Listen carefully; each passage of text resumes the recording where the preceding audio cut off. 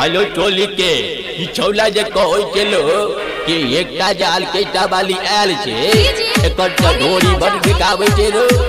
हां काका सही कहल क हालो टोली के त हम लोग ले चल लो चुम्मा तो बालक दुनु चीज का देखो चीज का देखो चीज का देखो अपने सुस्मिराज एसके राज रिकॉर्डिंग स्टूडियो। सुन गे बंगाल वाली कमर के ने हिलो हाँ सुन गे बंगाल वाली कमर के ने हिलो।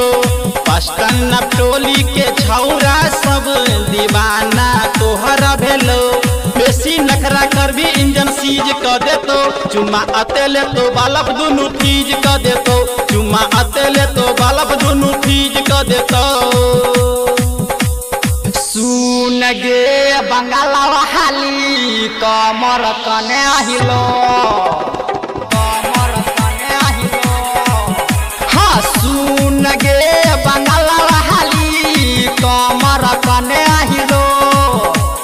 पश्तन टोली के छौरा सब दीवाना तोहरा भेलो। बेसी नखरा करबे इंजन सीज कर देतो चुम्मा अतेले तो बल्ब दुनु फीज कर देतो चुम्मा अतेले तो बल्ब दुनु फीज कर देतो। अमित राजा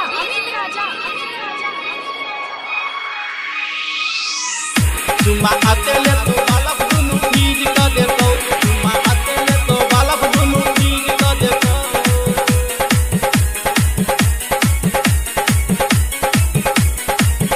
चुम्मा अतेले तो बल्ब दुनु फीज कर देतो चुम्मा अतेले तो बल्ब दुनु फीज कर देतो।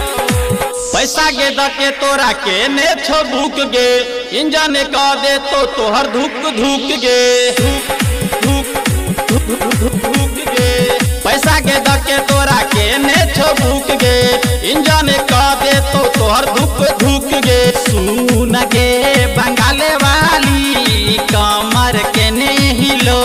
शिवा मगरौना गोरा गम्मा के छौरा दीवाना तोहरा भेलो। बेसी नखरा कर भी इंजन सीज कर देतो चुम्मा अतेले तो बल्ब दुनु फीज कर देतो चुम्मा अतेले तो बल्ब दुनु फीज कर देतो चुम्मा अतेले तो बल्ब दुनु फीज कर देतो चुम्मा अतेले तो बल्ब दुनु फीज कर देतो फीज कर देतो फीज कर देतो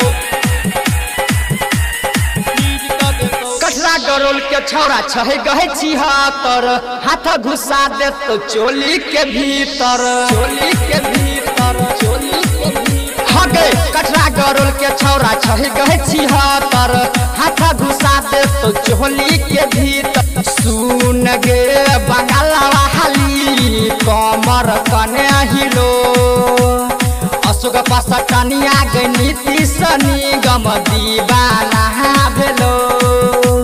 गोविंद रैया छौरा तोरा लूज कर देतौ चुम्मा लेते लेते बल्ब दुनु फ्यूज कर देतौ चुम्मा लेते लेते बल्ब दुनु फ्यूज कर देतौ चुम्मा लेते लेते बल्ब दुनु फ्यूज कर देबौ चुम्मा लेते लेते बल्ब दुनु फ्यूज कर देबौ चुम्मा लेते लेते बल्ब दुनु फ्यूज